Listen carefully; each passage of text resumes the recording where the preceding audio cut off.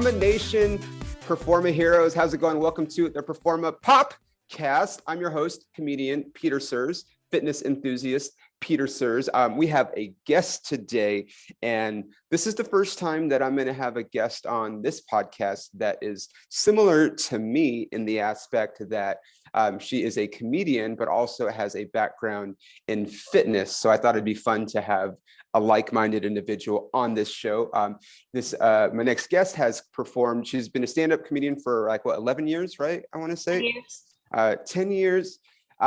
She has performed overseas for the troops in a few different countries. She has a show that she did that she can't talk about quite yet. I'm sorry, but it's going to be on ABC this fall. And she's the host of the Secret Minorities Podcast, and you can find that everywhere. And I've worked with her a few times. Ladies and gentlemen, put your hands together for Danielle Arcé. Yay! Thanks. Hi. All right. Welcome to PERFORMA Nation.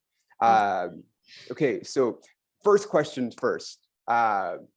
This is an easy question, but when did you get into fitness? Fitness? I haven't been involved in fitness and sports my entire life. Both my parents are athletes. So from a young child, from the age of 5 or 6, I was getting involved in track and field. Eventually I got involved in martial arts just before I turned 8. And I started teaching and training people at age 12. Really? So it has been 22 years of teaching and training people. What kind of martial art did you get involved in? Well, I started with Taekwondo. Currently, I still hold a 4th degree black belt. When I was a teenager, I got a couple of state championship titles in Arizona. But I'm also trained in submission grappling, street self-defense, one particular called CDT, compliance direction takedown. And I'm also very experienced with Muay Thai. Wow. Yeah. So, I mean, I'm just going to put this out there, but you could probably kick my ass. Yeah, you probably have a very hard time kicking my ass. That's what I usually say. Yeah. That's and I'm not a fighter by any means, nor do I. But see, that's what fighters say, right? They don't train people that are very involved in it. They don't do it to beat everybody else up per se. They do it to defend themselves or maybe to defend others in the event that they need it. But it's not like they're going around picking fights with everybody because they know they can't, right? Yeah, I'm not Cobra Kai. I'm Miyagi-Do. But fair enough. But then since about 2014, I kind of stopped teaching martial arts exclusively, and I started focusing. I got my CPT, my certified personal training through NASM, and kind of kept that up. And now I'm also certified through AFAA and NASM to do group fitness as well. So I've been kind of more focused on just general fitness, while also including martial arts within that too. Got it. Yeah. That's great. What's your favorite, what do you personally enjoy doing for your workouts? For my workouts, I personally enjoy a mix because I get so bored fast. Of course. Yeah. So I'll do one of my favorite cardio is the rower machine. I love doing that for 10 minutes. There's no way that you love doing that. Nobody loves the rower. I love it. Really? Yeah, I love it because I love the total body cardio. I love getting into it. I love blasting punk music in my ears while I'm going. I do love it. Okay. Now, do you prefer because I'll do it, but more so like there's a couple of studios that I used to like to go to pre-pandemic that, have rowers as part of the class, Orange Theory. Orange Theory, and then there was Speed Play, which I actually used to train at. But do you prefer the C2 or the water one? Oh, I like them both, honestly.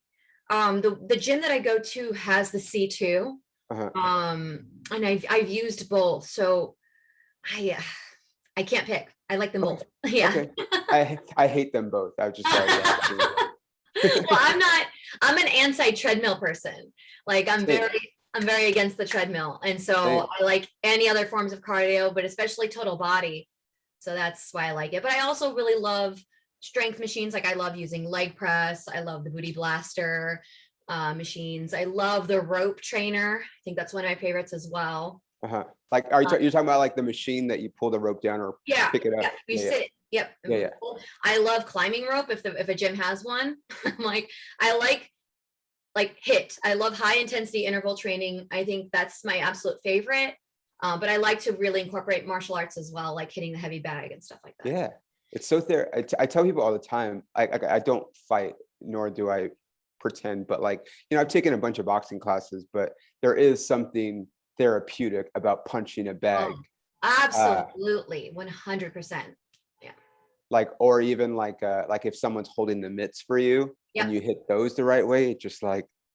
That's why whenever I've ever had any of my personal training clients, every single one of them, I tell them, whether you like it or not, at some point we're going to be doing some martial arts stuff. And like, because one, it's an incredible workout, but like two, it's going to be therapeutic and you'll see. And they love it. So it's great. So so this is a question that I ask people all the time on my other podcast. But being so you've been doing stand-up comedy for 10 years, right? Yes. A few days ago, it was my 10-year anniversary of my first open mic. So yes, 10 years. That's like a big thing. Cause it's like, you always hear like your first 10 years, you're not really like, you're a comic, but like, until you put in those 10 years, people maybe not everyone takes you seriously, right? Yeah. When you could say, I got that 10, then they're like, oh shit, well, like she's in it, like this is it, right? But in stand-up, there's not a lot of, especially like when you're doing the road and stuff, it's very easy to not be healthy. Yes, right? very like, much. You're staying up late. You're probably driving really far sometimes, maybe staying in a crappy hotel or condo or whatever. But anyway, it doesn't lend itself to being, healthy, right? It's very easy to not be. So as you got into it, you're, into fitness already and everything. How did you make it a point to, do stand up and live that lifestyle, but also continue to take care of yourself? Sure.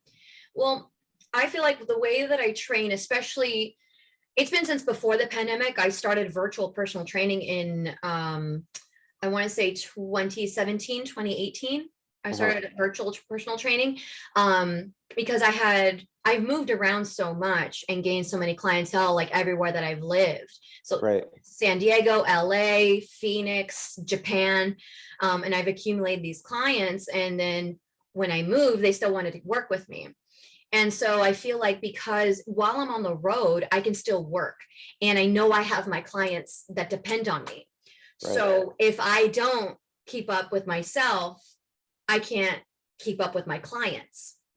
I have to be virtually training them, like I physically see them, do the exercises with them, provide all of that. So if I don't maintain myself, then I can't do that for them. So that's like one reason. That's one big reason I'd say that keeps me going. I've definitely gone through slumps, especially the last 10 years of my life have not been easy. So there have been moments of weakness as far as taking care of myself and not taking my own fitness advice. But overall, it's just knowing how and just remembering how eating healthy and exercising regularly maintains a good mental stability. And I have to be mentally stable to do anything. So I agree. So you said you were training people virtually before all this happened. Yes. So how, like, I didn't even know it was an option beforehand. So a client reached out to me saying that even though I had moved, she had tried working with other trainers. I think she had tried like 2 or 3 and she wasn't happy. And she was like, I miss Danielle. And so she reached out and was like, hey, how would you feel about doing virtual training? And I was like, that sounds like a great idea. I can completely do that.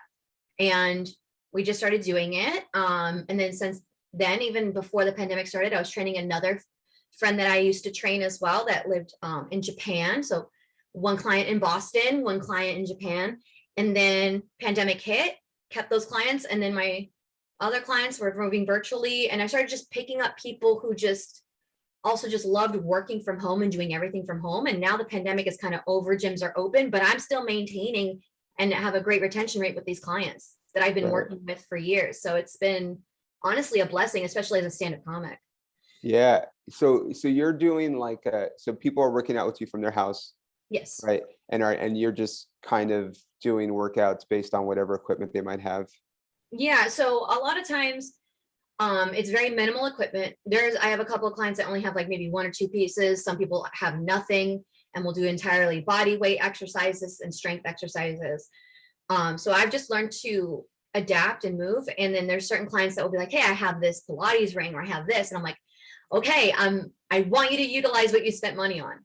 So I'm going to do my part. I'm going to take some courses. I'm going to go online. I'm going to learn how to use this properly. And then I can train you with it. Right. That stems back from when I was training somebody to do a Spartan race in person. And she was like, I need to learn how to climb a rope. And I was like, I didn't tell her this, but in my head I was like, I've never climbed a rope before. So I was like, okay, she's got about 2 weeks till we got to start training with that. So I took it upon myself to find a gym that had a rope, and I trained every other day on how to do it and then taught her how. So it's just about, as a trainer, you've got to learn to adapt and to what the client wants or what they have available to them. So I don't want to speak for you, but Okay.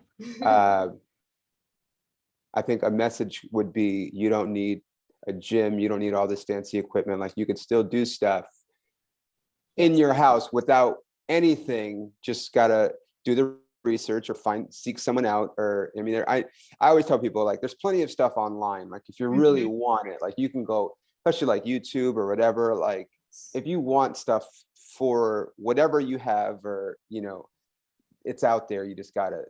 And I'd say the beauty of another big, beautiful part of virtual personal training is that there really isn't an excuse, because you really don't need much space either. Like, I used to live in a tiny studio apartment, very small, very limited space. And I did full workouts for my clients in a tiny space. So it's like, it doesn't matter if you only have 6 by 6, feet, 6 feet by 6 feet. If you have no equipment, some equipment, because all you literally have to do is roll out of bed and open your computer, open your phone, open your tablet, whatever you use. And you also, with personal training, I require people pay in advance, because now you've already paid for it. You're going to show up, you're going to do it. So it's just, for me, I love doing it. And I feel like the clients really like that they don't have to go to the gym. Yes. I love the gym because I like lifting heavy things. Me too. But I understand, like, if you're not a gym person, because there are people that are not gym. It could be intimidating. It could be overwhelming. It could be, feeling like people are watching you or whatever. There's all those things. But they might live kind of far from the gym or something like that, which I've clients, they just can't drive 15 minutes to the gym. So like there's just a ton of things. Our point is, do not let the fact that you don't like going to a gym or you don't have access to things get in your way, because there's a million things you can do, right? Yes. Okay, let's talk comedy a little bit. You've been doing stand-up for 10 years. Yes. How or why? Like, when was the day that you're like, this is what I'm going to do, man? Sure. Well, I mean, I had been part of an improv troupe in Scottsdale, Arizona for a long time. And I did that because I was super involved with acting my whole life. I started with theater, got involved with TV and film, found out I had to do improv. And so I got involved with improv, and that's when I was like, oh, I do like being on stage. That's what I liked about theater, but I can't sing or dance. So I got to be funny on stage, and I was like, this is fun, but I still felt empty. And I always loved watching stand-up. It was something I've always admired. And so I was like, maybe I should try to learn stand-up. And June 1st, 2011 was my first open mic. I did comedy for 6 months consistently. Really liked it. And then I was moving to LA the next month after these 6 months, and for acting. And I had reached out to the LA comedian that I was opening up for my last show in Arizona. And he was completely dismissive and rude. And when I say rude, I mean, that's a light way of putting it.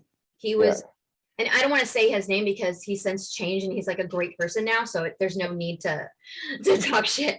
But I think at the time he was a different person. So such a long time ago. He could have been involved with, drugs or drinking. We don't know. But he's a good guy now. So it doesn't matter. But he was completely rude to me and it really put a sour taste in my mouth. And I didn't do stand-up for the next year. And then I was sitting down with a friend, a colleague that was on a sketch series with me, and we were just shooting the shit or shooting the stuff. I don't know if I can curse or not. You can cuss.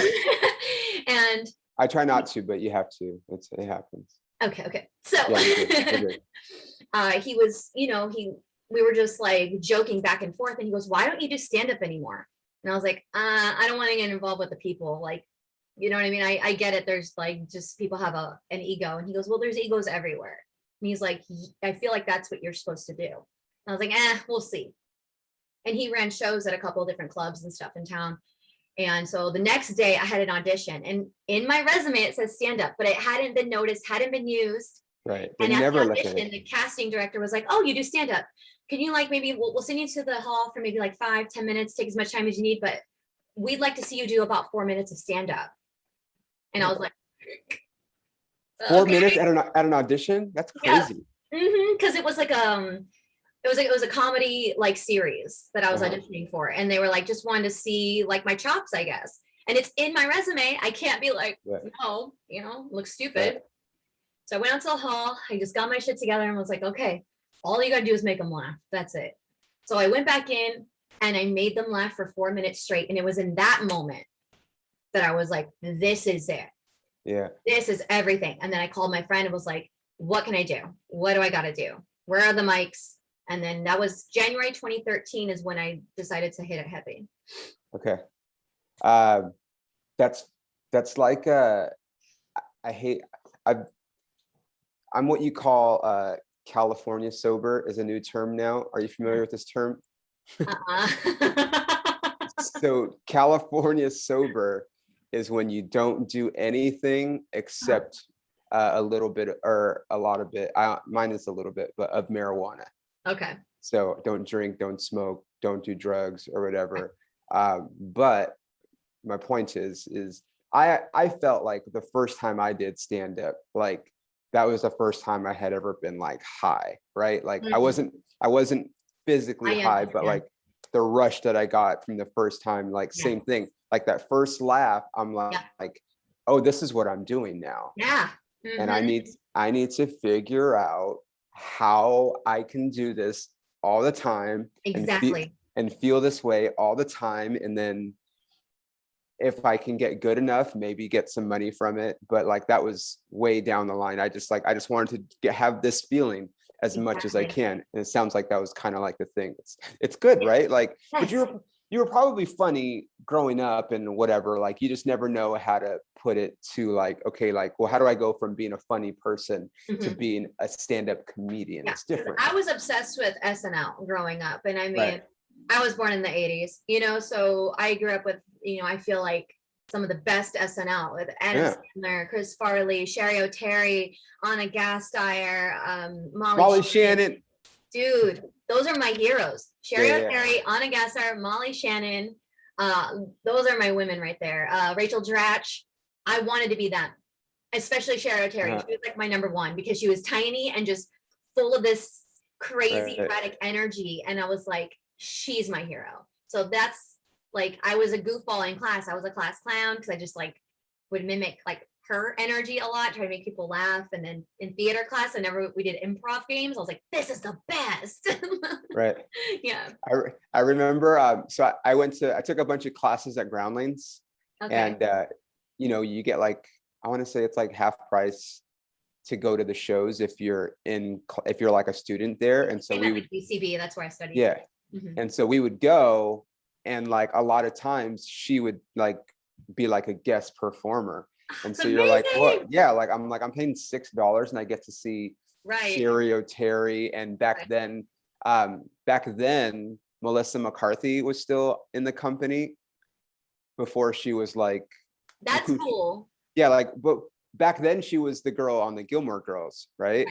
nobody, I mean, if you watched the Gilmore Girls, you knew who she was, but like she was, I remember her being like so funny. Yeah. And then obviously, you know, Bridesmaids came out, I don't know You just changed everything for her. how, like a few years later, but she had been grinding it out for a long time. That's kind of like how I feel like everything goes when it comes to like the entertainment industry is like, to the general public, it seems like someone just made it, you know, like they just came out of nowhere. But like, if you go back and watch like old TV shows or old movies, you'll see people doing you're like, oh shit, like I didn't realize that, this person was an extra in this. Yeah, like, you know, Chris Pratt was a fat nerdy guy in this, and like now he's Chris Pratt. Like people pay their dues and you don't realize it because the public doesn't see it. But whatchamacallit, so you're from Phoenix, right? That's like your original stomping grounds, but like I know you moved around a lot. You got like, I remember you got like married and then you moved like to Japan or something, right? So I got married January 2014, and my then husband was in the military. He was in the Navy, and he was on an aircraft carrier. He was like a nuclear electrical engineer. And so I was in LA when we got married, and then he got stationed in San Diego. So we lived in San Diego for about a year and like just under 2 years, about a year and a half. And then he got stationed in Japan. So that's when I lived in Japan for about 15 months. And then he got out of the military, and we moved back to LA. And a year later, we got divorced because he just didn't work. People get divorced, man. It happens. Yeah. But I remember that, like, you know, like, I mean, we're not like BFFs, but like you see what people are doing on their social media. And I just remember being like, dang, like that's going to be hard to do stand up in another country. Oh, I loved it. Yeah. Well, I know that's the thing, but you kept doing it. So like, how did you go from, I mean, is it just like, is there a demand for American comedy because there's so many like, you know, people living overseas kind of thing? Yes, that's exactly it. There is such a high demand for English entertainment. And I got spoiled. Even the open mics would be packed. Like it looked like sold out shows in LA, you know, like when you go to like someone's pub or something like that, and it's packed, you're like, whoa, this is going to be a great show. Those are the open mics. So this is, let me pause for a second. Okay. So Danielle's talking about open mics, which if you're a comic, if anyone out there is interested in being a stand-up comic, if you live in LA, or I would say probably New York, maybe even like a bigger, like other markets that are like kind of big, like, I don't know, Chicago, maybe, I'm just seeing, but specifically like LA and New York, if you go to an open mic, it's just going to be a room full of other comedians. Yeah, it's pretty bleak. Yeah, and you don't, I mean, they serve their purpose, but most comics in those markets don't necessarily enjoy doing them because you're not going to get a lot of laughs.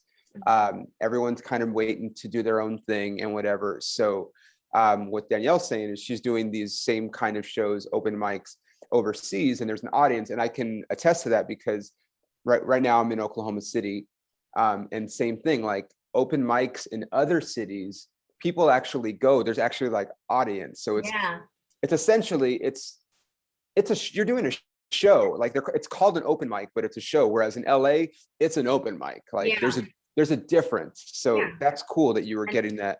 Yeah. And that's how the open mics were. So the shows were even better. Right. And so I got to, I did shows for Stand Up Tokyo and the Tokyo Comedy Store. And that's when I also got involved with performing for the USO, because one of my personal training clients was the head of like in charge of all of the entertainment kind of things involved in the USO for the Navy and Marines. And so I performed for the troops in Camp Fuji, right near Mount Fuji for the Marines. And then I performed for the Navy in Yokosuka, Japan a couple of times. And it was during that time as well where I really realized how precious stand-up is to me, because, in LA, you can get up on stage, whether it's a mic or a show, several times every single night. Right. And in Japan, I'd maybe get up minimum 3 times a week, maximum. This happened, when I say maximum, it happened maybe twice, 5 times a week. So I was feeling something where I was like, I got to do something else. And so I saved up some money and I flew by myself to Melbourne, Australia. And I just looked up shows, talked to people, and I did 11 shows there in 11 days. So I wanted to see my material, take it even to a completely different country. Yeah. I did that experience while I lived in Japan as well, came back. And I feel like by doing that, by forcing myself to try these things in different places, it made me more well-rounded and it made me appreciate stand-up even more. So then when I moved back to the States in 2017 or 2016, I don't know, it was 2016, 2017, it was 2017. And I was like, I got to hit it hard. Yeah. So was it like the validation that you're like, okay, I could do this in other countries? Yes. And that are just completely different cultures. So if I could do it there, I could do it anywhere. And now I'm back in the States and let's fucking go kind of thing. Yeah. I wanted to make sure that my comedy resonated no matter where I went. I wanted to make sure, I wasn't doing jokes that were too LA. I didn't want to do jokes that were too US. Like I wanted to appeal to make sure that everybody could resonate and laugh. And, I ended up at the Comics Lounge in Melbourne, which was one of the biggest stages. And they had me do one night and then I got asked to come back the second night. So that was such a wonderful experience that I hold precious and dear to my heart. And so now I just carry that everywhere where I'm like, okay, when I write, like I want to make sure that I can make anybody laugh with this. Right. So I know you talk about like your life and stuff, right? Yes. Like you're like, I feel like most of us talk about things that like I talk about my dad a lot because my dad was into drugs and went to prison and was abusive and all that. And so, I mean, I make it funny, obviously. You have to laugh, but like, we talk about things that like people, I think everyday people are maybe not comfortable talking about. Yes. And then so when a normal person hears you, they're like, oh, like this person, like, I don't know if you saw, but a couple weeks ago I had posted like a girl was at my show and then she slid into my DMs to be like, it sounds like you have some trauma. Like I'm here for you. Yeah, I saw that. And I'm like, bitch, like this is what I fucking do. Like this is my job. Like calm down. She doesn't understand that. So you get mad and be like, bitch, like, all right, let's take it back a notch. Of course, right. But at the same time, I was just like, do you do that to every comic? Because we all talk about our pain. Like yes. She's messaging Kevin Hart. She's messaging Jim Gaffigan. Yeah, exactly. Like, I mean, it's just the way we do it. And like, I'm very playful on stage, but like, I talk about serious stuff, but I know that you do the same thing. So do you feel like, I mean, I'm sure, but like, because I've gone through therapy and I do stand up. Right. And for me personally, doing it on stage benefits me more than talking to my therapist. I feel like both help me out. And yeah, I don't for sure. Just do therapy. Like I'm a spiritual weirdo. We don't need to get into that because I don't want anybody to think I'm too hippy dippy. I feel like that's such a bad stigma. But a lot of like spiritual practices that I do and then speaking to like, energy healers, it's essentially therapy. It really is just therapy because I'm just like, I'm letting out my stuff. So I feel like balancing that out as well as going on stage, I feel like for me, they're both super beneficial, but you're right. There's absolutely nothing like getting on stage, talking about your deepest, darkest secrets, your deepest, darkest regrets, your, this stuff that you've gone through and dealt with and allowed yourself to deal with, and then getting people to laugh at it. There's definitely something like, and then the best is when somebody comes up to you after the show and is like, hey, me too. Yes. Not like me too, like the bad kind of. Not the hashtag me too. Yeah. Like a different, like they feel like with me, like people will always be like, oh, my dad's in prison too. Or, my mom was addicted to meth and I'm like, oh, cool. Like, and they're like, thanks for talking about it or whatever. Like those kind of moments you're like, cause that's for me, like with stand up, it's like, we all want like followers and whatever, and I don't want followers in the sense of like I want to be worshipped, but like I want the followers in the sense that the more I have, the more tickets I can sell, the more I could use that as leverage to work in more places, right? Sure. Yeah. That's kind of where I'm at. But every show, I hope that like I can make that connection to just one person, Yeah, you know, absolutely. and they care enough to be like, oh, I'm going to go follow this guy now or girl and follow their journey. And the next time they come to my town, I'm going to go see them, and maybe I'll bring a friend or two, or you know what I mean? Yes, absolutely. Yeah, it's great. And it's still like, for me, like I'm nobody, but like it is kind of surreal when I post like, hey, I'm going to be back in, you know, Wichita, and then people are like, oh, cool, like I've been waiting to see you again, and I'm like, that's so cool, isn't right? it? Yeah, it just like warms your heart. It's like it's the ultimate feeling. I love that too. Yes. Like, and you know, obviously you get to a certain point in a perfect world where you're so big that like you can't obviously interact with all of your quote unquote fans, but like on the way there, I'm like, well, I appreciate you guys because I'm nobody, and it's cool that you care enough to want to, you know. Okay, let me ask. These are going to be some hard questions, and we can answer these either from a fitness standpoint or from comedy. Okay, who are 3 people in your life that have been the most influential? You don't have to know them either. Sure. 3 people that have been most influential. I'd say number 1 would be my grandmother, my maternal grandmother. She passed away when I was late in my teens from pancreatic cancer.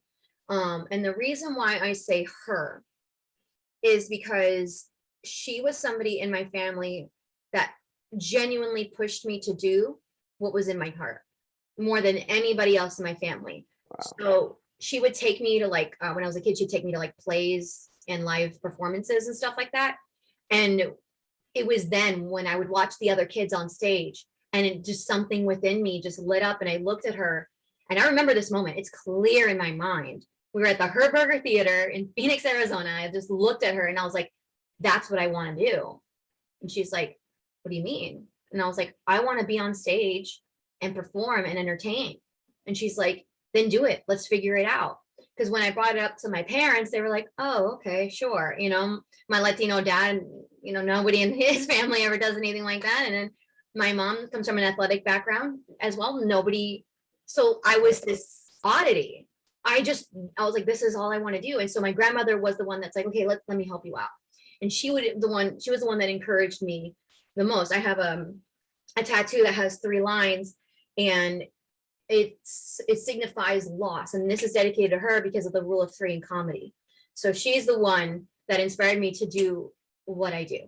So yeah, she's extremely influential as far as, because now, of course, my parents are now very supportive, which is wonderful. And I can't be more thankful for that. But at the time, they didn't know what to do with me. Of course. So it was her that I thank for, you know, my foundation. I can't repeat some of the things that my dad would call me because I was in theater and on the dance team and whatever. Yeah, I can only imagine. Yeah. Use your imagination, everybody. You can watch some of my stand-up clips if you really care to see what my dad was calling me. But I've heard your stuff. It is pretty friggin' hilarious. It's very and traumatized me if it was you. But it's one of those things where it's like, I mean, everything happens for a reason and timing and all that stuff. But like, I do think like when I was a kid, like what would have happened if they would have got me into like stuff when I was younger? Because, you know, it's much easier to break into the entertainment industry as a child than as an adult. Because by an adult, you know, you're either really hot or you're not or whatever. But like when you're a kid, you're just like a cute kid or an ugly kid, which can also be a cute kid because they're so ugly that they're cute. You know what I mean? I was not a cute kid, so who knows what it would have happened. But anyway, okay. So that was my grandmother was like, I'd say one. And as far as not personal people in my life that were influential, like I mentioned earlier, Sherry O'Terry. When I watched her on the screen, I was like, that's what I want to be when I grow up. You know, like everybody, because I was involved in martial arts, you know, my family were like, oh, you got to open your own martial arts school and be a martial arts teacher, which I tried in my early 20s and was successful at, but didn't want to do. my mother wanted me to be a school teacher because I'm so great with kids and I'm great with teaching. And I even studied that in college and decided like, this is not for me. All I wanted to do was be Sherry O'Terry. Okay. And just watching her on the screen, it was just such a magical moment for me, especially in my preteens and becoming of age and things like that. It was just everything. So she is somebody that will always, like, no matter what she's doing, I'm following her on social media, you know, I'm liking her stuff. I always support her. I think she's wonderful. And then third, as far as just straight stand-up comedian, I'm going to say Ali Wong. And the reason why I say that, I feel like my first 5 years of stand-up, I really held back a lot. As far as where my material went. I would skim the surface on a lot of my topics, a lot of my stories. And it was a fear that if I went deeper, it might be too much. I didn't want to be, you know, like everyone's like, oh, all females comics talk about their periods and yeast infections and all this. And I was like, well, here's the thing, like, I don't want to come and you know, and they're extra vulgar and all this stuff. And I was like, I don't want to come across that way. But a lot of my personal life, my whole entire life, involves a lot of those kinds of topics. But I was like, I don't know how to talk about this stuff without getting pegged in that pigeonhole. And so I watched Ali Wong's first special, and watching how she did it was like, that's me. Like I resonated so much with what she was talking about and how she did it. And I was like, now I know how to do it for my own voice. Now this is the Baby Cobra. Yeah, it was Baby Cobra. That changed the game. For those of you guys that don't know, Ali Wong is a very hilarious stand-up comedian. She's written for a bunch of television shows, but her comedy special that she's talking about is Netflix, I believe, right? Yes, it's on Netflix. She shot it while she was pregnant. Both of her specials, she was pregnant. Yeah, both of her specials. Yeah. So she's basically this little, what is she, like 5'1", 5'2"? She's tiny, yeah. Asian woman who's doing a stand-up, which it's not like you see it. She's already a minority because there's not a lot of Asian women in comedy. And now she's using that, but also using the fact that she's a woman. And instead of postponing it, she's like, no, I'm just going to shoot a fucking special while I'm really pregnant. Yeah. And talk about it and make it funny, because she was talking about it, obviously. Yeah. And it was great. Like, she talked about, like, you know, her sexual ventures growing up. She was talking about a lot of really personal things and things that would be considered vulgar, but the way that she did it was, I was like, that's my style. Because, you know, there's other minorities and women, like, you know, you have Margaret Cho, that's another amazing, you know, and much like her, I'm also like a bi comedian as well. Tattoos, things like that.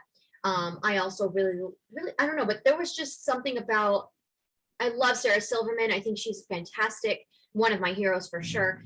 But as far as how, like, crass they got, I just felt like that wasn't me.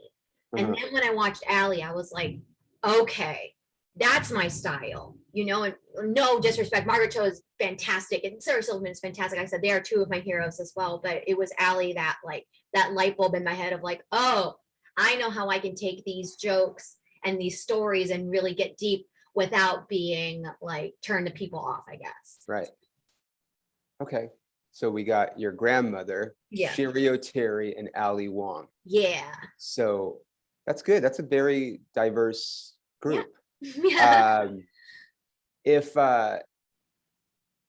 What's, and this could be, like I said, fitness or comedy, but what's a common myth in your profession that you would like to dispel? With being a stand-up comic? Either one. Okay. Well, we'll go comedy. Yeah, I was gonna say, with fitness, there's not really too much. I feel like equal. I don't feel misjudged. I mean, other than when I taught martial arts, but I mean, when the MMA guys came in there and they took my class, they felt bad about treating me like a little girl. But that's a different story. Yeah. But because I'm a really good instructor. But but as far as stand-up, I mean, it's tough to be a woman in general, and a lot of people forget that. And I actually was just having this discussion last night. I was doing a show with a very dear friend of mine who's a headliner on the road, my friend Mike, and we were discussing things, and he brought something up. He was talking about, I don't remember what it was. He brought up a problem that he was having in stand-up that he had never experienced before, and he's been doing stand-up for like 14 years. And I was like, take what that experience and drag it along for the last 14 years, and that's what it's like being a woman in stand-up comedy.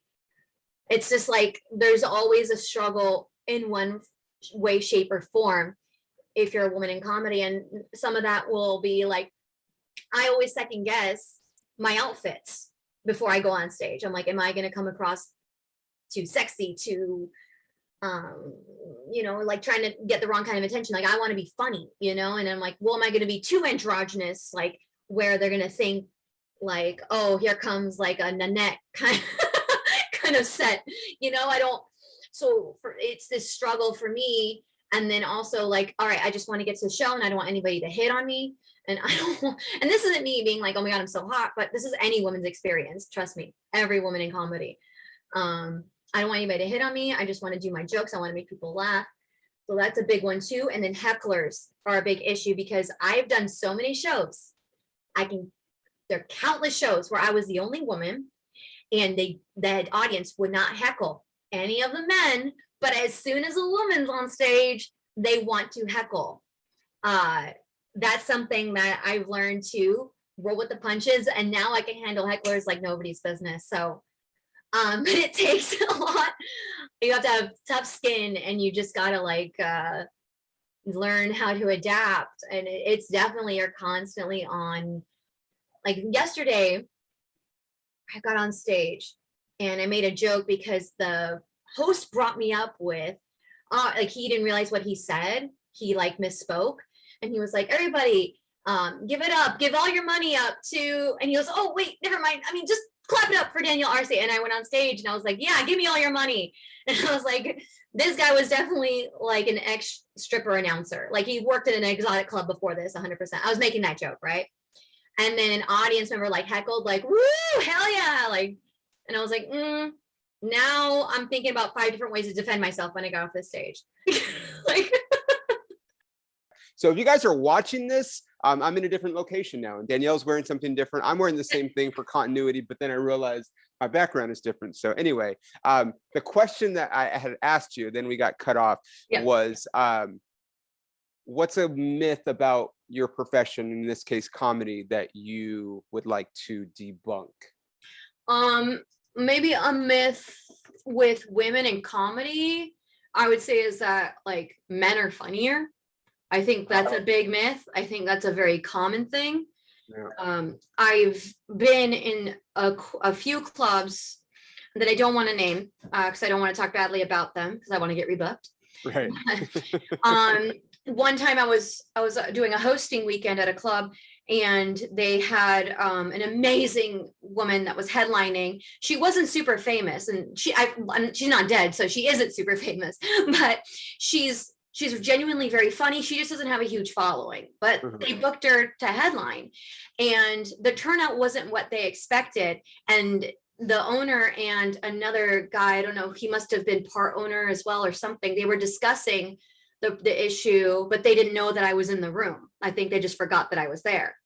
And the owner said to the other person, this is the last time I book a woman to headline. And I think that's another myth as well. And one of my favorite comics, Bonnie McFarlane, she has a whole documentary on this called Women Aren't Funny. And it's debunking that myth that women aren't as funny as men, or that women can't sell out or get as many tickets. It's just how we approach it. So obviously, if you book a headliner in general, male or female, non-binary, whatever, and they don't have a huge following or they aren't super famous, then expect it to be a light night, right. So it wasn't that it was a woman. And maybe it could have been as well, where the audience is still a little hesitant because it's an unfamous female. They may also have that myth in their head that, okay, maybe it's not going to be that great because it's a woman, which is silly. So I think it's just overall, one, it is a myth that women aren't funny, and it is a myth that we can't bring a crowd.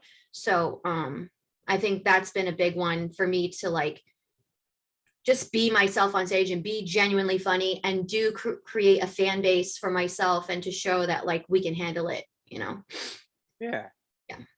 I don't think that I don't believe that women are not funny. I just Right. think Yeah. I know you mean don't. I I know can't. you don't. I what I do think though, and this, I mean, this is probably where it comes from, is like there's just a lot more guys, Yeah.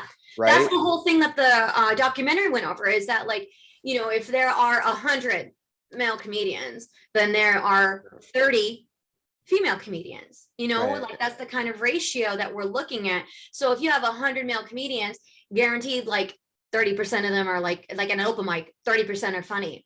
And then you have 30 women comedians. And if you have that same percentage, 30% are funny, Yeah. then it's going to look like, oh, women aren't funny. But Right. it's just, there are less of us right now. And so that's the kind of thing that I think is the big issue. But I agree. Okay. What advice would you give somebody that is pursuing a career in stand-up comedy? General advice to anybody across the board would be to work on joke structure first. You got to learn how to follow the rules before you can break them. I think a lot of people just think they can just go up and say funny one-off thoughts. And I think they've got to realize a little bit more than that. And a book I really highly recommend is The New Comedy Bible by Judy Carter, because the section in there about joke structure will never die. It will never. I read that so long ago. Yeah, same. Yeah, for my first 4 years in comedy, I would refer back to it all the time, and it was super helpful. I didn't have to, I mean, a lot of the other stuff you can choose to use or not, but that there's a whole section on joke structure that will live on forever. And it changed, you know, it changed the game for me in a certain point in my career as well. And I highly recommend it to everybody. So I just think, learning you don't take a stand-up class. You don't need to do that. But damn it, now you tell me. But I'm just, I'm speaking to the hypothetical person that's looking to do stand-up, not you. You already got it down. But you know, it's just learning how to find your premise setup punchline, your premise setup punchline, your misdirects, what makes your story unique. Why is it weird? Why is it odd? Why is it crazy? Why is it funny? And then there's your punch. So it's just learning how to write. It's literally taking pasta and sticking it to the wall, seeing what sticks. And that's how you're going to find your voice as well. And make sure it's personal to you, even if it's like a topical thing or whatever. Why do you feel that way? Right. So you can make jokes about Tinder, and I've heard a million terrible jokes about Tinder, but if you have something that is super, super personal connection, it can be funny. Yeah. You know? So I mean, it's all about just making it you. That's it. Okay. If you could step into my shoes, Danielle, what would you have asked you that I didn't? You see how you thought you were coming into mine, but it's really back at you. Okay. I think for me, it would be like, what personal battles have I gotten through that, like, and what's kept me going? And for me, I've been through some stuff, and I don't need to, obviously we don't have the time to get into it too deep, but I've gone through, you know, deaths in the family. I've gone through pet losses. I've gone through a really terrible divorce, and then a very terrible whirlwind relationship right after that was extremely emotionally scarring. And I was, for instance, like my normal weight, I'm about 5'4", and my normal weight is about 120 to 130 pounds, depending, sometimes 135, depending if I put on more muscle or not. And right after my divorce, about 5 months later, I was down to about 106 pounds. Oh, wow. So, yeah. And it was all from stress. And I was telling myself, like, I don't deserve to eat. I don't deserve to live. I don't deserve this. And the only thing that kept me going was stand-up comedy. And as well as my personal training clients. So those two things, because I'm like, I have to show up on Saturday to train these people. I have to show up. I have a show tomorrow night. You know, I got to do it. So that's what kept me going. And anytime I was on stage or anytime I'm training somebody, I'm able to like throw all of that away. In 2018, I just started like, I need to take control of my life. And I started meditating, and I started just nourishing myself and telling myself, food over bills, you know, health over bills. like car bill insurance and credit cards that can all be taken care of as long as I'm healthy first. And once I changed that game, I was able to start saving money. I was able to put on my weight. Now I'm back to I fluctuate between 128 and 135.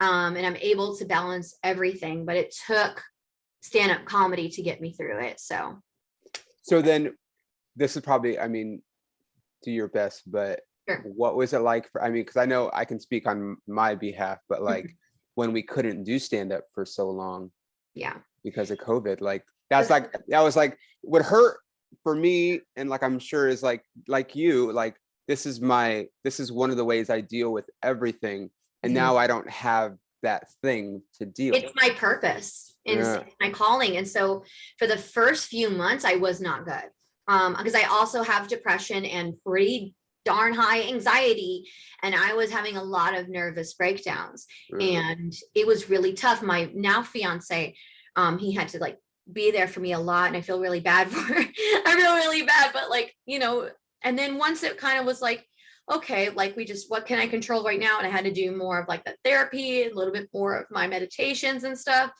And then, little by little did some Zoom shows, and they aren't exactly the same, but it was still a way for me to have an outlet for my jokes. And then did a little bit of live stuff when things started to open up right before the second wave. Yeah. Then the second wave hit, and just stuck with Zoom stuff, which still kept me afloat. And now that things are open back up, like, I mean, this last month has been one of the most important months of my entire career in stand-up. I got on TV. I, booked a show that had just a star-studded room in LA, like fantastic. And so then, and I have more coming up. So it's like, I'm glad the pandemic hit. It forced me to write a lot. And now I'm excited. Awesome. I'm excited too. Okay. So just tell everybody where they can find you online. Sure. You can go to my website. It's daniellearcé.com. I have videos. I have my bio, all of my links to my social media on there. But if you want to just go directly to my Instagram, it's at Danielle Arcé Comedy. My Twitter is just my first and last name, Danielle Arcé. But you just search Danielle Arcé Comedy, you can find all my stuff online. So. Okay, we'll put it in the show notes too. Thank you for coming back. This is a two-part that you guys will not notice, but we had to do this in two separate parts. But so thank you. Hang on for 1 second. Sure. You guys, thanks so much for tuning in to the PERFORMA POPcast. You guys follow Danielle. We will see you guys next time.